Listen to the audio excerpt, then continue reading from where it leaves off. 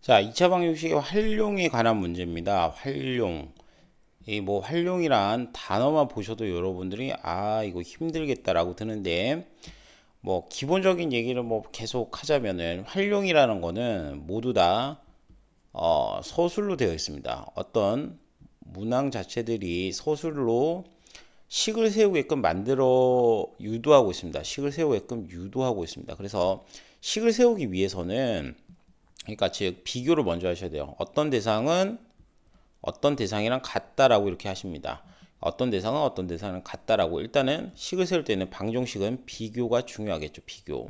그럼 이 비교할 때는 방정식이라는 거는 미지수가 반드시 들어가야 된다는 거죠. 미지수가 뭐 한다? 반드시 들어가야 됩니다. 그래서 일단은 제일 먼저 하는 거는 여기 책에 나와 있다시피 미지수를 먼저 설정을 하셔야 돼요. 미지수를 설정한 다음에 뭐 문제 따라서 2차 방식을 세우고 어쩌고 저쩌고 이렇게 나와 있는데 일단은 미지수를 정한 다음에 이렇게 비교하는 게 가장 여러분들이 잘 하셔야 되는 일이에요. 근데 이런 문제들은 하나로 딱 규정될 수 없습니다. 왜 그러냐면 유형에 따라 좀 다르기 때문에 선생님이 문제를 보면서 어떻게 비교하고 미지수를 설정하는지에 대해서 알려드리겠습니다.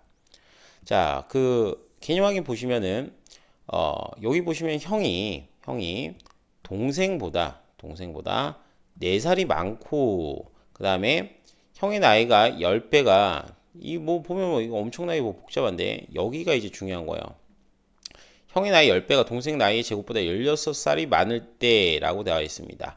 그러면 여러분들이 가장 먼저 하는 건 뭐냐면은 뭘 구하는지를 알아야 돼요. 동생의 나이를 구하는 과정이에요. 자, 여기 보시면 뭐 한다? 동생의 나이를 구한다. 자, 동생의 나이를 구하는 겁니다. 우리가 할 일은 동생의 나이다. 자, 다시 말씀드리면 동생의 나이입니다. 그래서 미지수를 설정하는 거는 일단은 뭘 구하는지를 알아야 되니까 미지수는 항상 마지막 줄에 나와 있습니다. 동생의 나이.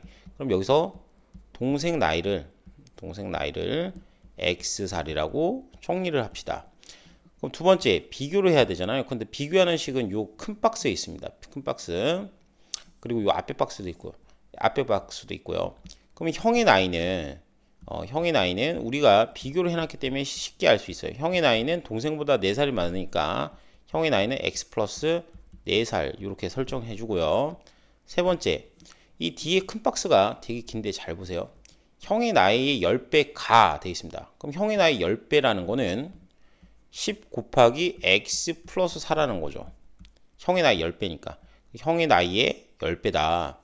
그러면 동생 나이의 제곱보다 16살이 많대요. 그러면 동생 나이를 제곱하면 x제곱이고 여기에다가 16살을 더해야 같다는 거죠. 16살이 많으니까 누가? 형의 나이에 여기 형입니다. 형의 나이의 10배가 동생 나이의 제곱에 16살 더했을 때 제곱에다가 16살이 더 많다 그랬으니까 16을 더해야 동생 나이 제곱에 같겠죠. 10배 같겠죠. 그래서 얘를 이제 풀어주면 됩니다. 그래서 이 박스는 x 플러스 4살 형의 나이가 10배가 동생 나이 제곱보다 16살이 많으므로 이렇게 채워주면 되겠죠. x 플러스 4. 그럼 이걸 이제 풀게 되면은 10x 플러스 40 왜냐면 이렇게 분배해 주는 거죠. 그럼 걔가 x제곱 플러스 16이니까 요 우변에 있는 것들을 좌변에 있는 것들을 우변으로 옮긴다라고 본다면 x제곱 마이너스 10x 그 다음에 요걸 넘기게 되면 마이너스 24는 0이다. 이렇게 방정식이 완성돼 버리죠. 자, 그래서 항상 이렇게 비교하는 문장들은 나와 있습니다. 그럼 이 비교하는 문장들을 가지고 이렇게 식을 세우면 된다라고 이렇게 보시면 되죠. 그래서 x 하나 그 다음에 여기는 10이 하나 여기 2 하나인데 당연히 여기 마이너스가 붙고 여기 플러스가 붙어야 2x 마이너스 12x 곱해서 요 가운데 마이너스 10x가 등장하겠죠. 식을 쓸 때는 x 마이너스 12 그 다음에 x 플러스 2는 0이기 때문에 x 값은 음수는 안 되겠죠. 나이가 마이너스는 없으니까 x는 10이다. 그래서 10이니까 나이는 뭐 양수여야 되니까 12살이다 이렇게 되는 거죠. 그래서 여기다 확인할 때는 12를 넣어서 꼭 확인해 보시면 되겠죠. 자, 필수예제 1번입니다. 연속하는 두 홀수. 그럼 홀수의 특징에 대해서 알아볼 건데요. 자, 예를 들어서 1, 3, 5, 7, 9 이렇게 가는 홀수가 있다라고 봅시다. 그럼 이게 연속하는 홀수잖아요. 그럼 연속하는 홀수들이 얼마씩 커지는지 관찰해 보면은 이씩 커짐을 관찰할 수가 있습니다. 여기도 이씩 커지고 여기도 이씩 커지겠죠. 그럼 연속하는 홀수들은 얼마씩 전의 항에다가 2를 더하면 다음 항이 된다라고 보내는 거죠. 앞의 항에다가 2를 더하면 다음 항이 된다. 그러면 연속하는 두 홀수가 뭔지를 몰라요. 그래서 일단 미지수를 설정합니다. 뭐 한다고요? 미지수를 설정하겠다 이거예요. 그러면 연속하는 홀수니까 어떤 수 x가 있을 때 그 다음 홀수는 얼마씩 커진다? 2씩 커지니까 x 플러스 2다라고 잡습니다. 자, 그러면 두 홀수의 곱이 63이니까 자, 홀수의 곱이 63이다. 그럼 비교하는 거죠. 비교. 뭘 비교할까? 연속하는 두 개를 곱했더니 x 곱하기 x 플러스 2가 얼마다? 63이다. 이렇게 할 수 있는 거죠. 그럼 얘를 전개하게 되면 x제곱 플러스 2x 얘가 넘어가게 되면 마이너스 63입니다. 63은 0이다. 그러면 x 하나 여기도 x 하나 7 그 다음에 9인데 얘가 이제 플러스니까 얘가 플러스 얘가 마이너스 나와야 되겠죠. 그래서 x 마이너스 7 그 다음에 x 플러스 9는 0이다 이렇게 나오겠죠. 자, 따라서 연속하는 이제 홀수들은 양수만 얘기합니다. 그래서 x는 얼마다? 7이겠다. 알겠습니까? 그럼 x가 7이니까 그 다음 홀수는 얼마다? 9겠다. 그래서 7과 9가 우리가 구하고자 하는 답이겠다. 이렇게 이제 확인하시면 되겠죠. 뭐 별거 아니죠. 미지수 설정하고 비교하는 거. 뭐 별거 아닙니다. 자, 그 다음으로 두 번째는 차가 4인 두 자연수의 곱입니다. 아, 여기는 좀 다르죠. 차가 4인 두 자연수가 나온다는 거죠. 차라 그러면은 한 놈이 x라 그러면 다른 놈은 한 놈보다는 4가 크다는 얘기죠. 그래서 미수를 일단 설정하면은 한 놈을 x라 그러면 다른 놈은 x 플러스 4겠구나 라고 알 수가 있죠. 자, 그 다음으로 곱이 66이래요. 그럼 두 번째는 비교하는 거죠. 차가 두 수인 x 플러스 4를 곱했더니 곱이 96이다 이렇게 되는 거죠. 그럼 얘도 이제 여기에 맞게 이제 문제를 푸시면 되겠죠. 차는 항상 큰 수 빼기 작은 수입니다. 그래서 항상 양수예요. 양수. 그래서 작은 수로 먼저 x를 줍니다. 뭘 기준으로요? 작은 수를 기준으로 작은 수를 x라 두고 큰 수를 여기다가 차가 4니까 4만큼 더해준다 라고 이렇게 보시면 되겠죠. 요거는 문제를 여러분들이 풀어주시면 감사하겠습니다. 자, 필수예제 2번 넘어갑니다. 사탕 165개를 몇 명의 학생들에게 똑같이 나눠주려고 합니다. 똑같이 나눠주려고 해요. 그러면 일단 사탕의 개수는 전체가 165개고 자, 여기가 이제 애들이 많이 어려워하는 건데요.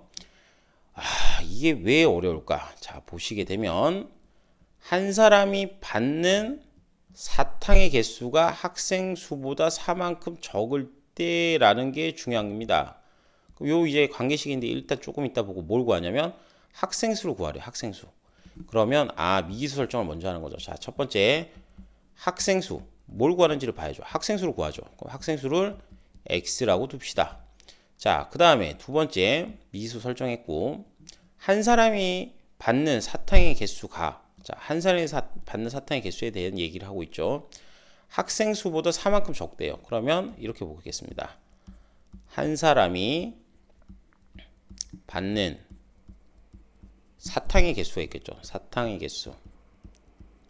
그럼 이 한 사람이 받는 사탕의 개수를 얘기를 하고 싶은데 개수가 학생 수보다 4만큼 적대요. 그러면 x-4가 되는 거죠.